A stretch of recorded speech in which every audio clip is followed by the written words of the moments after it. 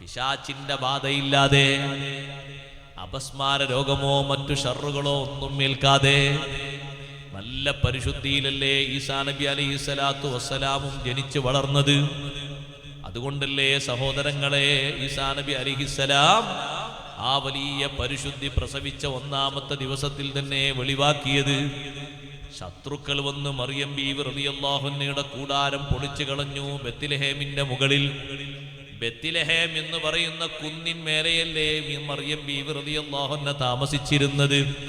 അവര് വന്നിട്ട് ശാപവാക്കുകളൊക്കെ പറഞ്ഞു. യാ ഉഖ്ത ഹാറൂന മാ കാന അബൂകി ഇംറഅ സൗഇൻ വമാ കാനതു ഉമ്മുകി ബഗിയാ. ഓ ഹാറൂനിന്റെ പെങ്ങളെ, നിന്റെ സഹോദരൻ നല്ല ആളായിരുന്നല്ലോ, നിന്റെ ബാപ്പ നല്ല ആളായിരുന്നല്ലോ, നിന്റെ ഉമ്മ വേശ്യക്കാരിയല്ലല്ലോ, അവരൊന്നും മോശപ്പെട്ടവരല്ലല്ലോ, പിന്നെ നിനക്കെവിടുന്ന് ഈ സ്വഭാവം കിട്ടി? ആരാണ് ഈ കുട്ടിക്ക് ജന്മം നൽകിയത്? ഈ കുട്ടിയുടെ പിതാവാരാണ്? എവിടുന്നാണ് ഈ കുട്ടിയെ ഒപ്പിച്ചത്? ധാരാളം വിഷമിക്കുന്ന വർത്തമാനങ്ങൾ അവർ പറഞ്ഞപ്പോഴും മറിയം ബീവി റളിയല്ലാഹു അൻഹ മൗനം പാലിച്ച് ഒരു മറുപടിയും പറയാതെ ഇന്നി നദർതു ലിർറഹ്മാനി സൂമാ ഫലൻ നുകല്ലിമൽ യൗമ ഇൻസിയാ, ഞാൻ അല്ലാഹുവിന് വേണ്ടി മൗനം നേർച്ചയാക്കിയിട്ടുണ്ട്.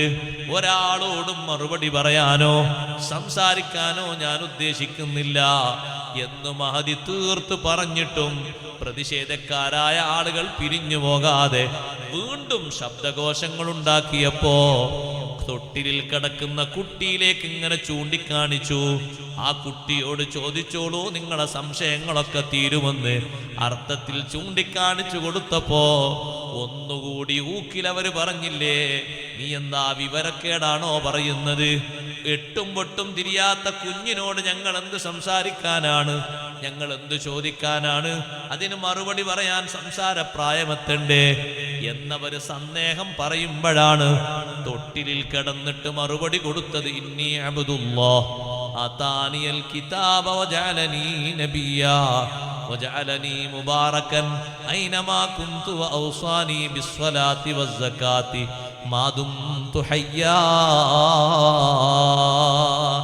നീണ്ട മറുപടിയല്ലേ തൊട്ടിലിൽ വെച്ചുകൊണ്ട് ഈസാ നബി അലൈഹിസ്സലാം അവർക്ക് നൽകിയത്. നിങ്ങൾ കരുതും പോലെ ഞാനൊരു ജാരസന്താനമല്ല.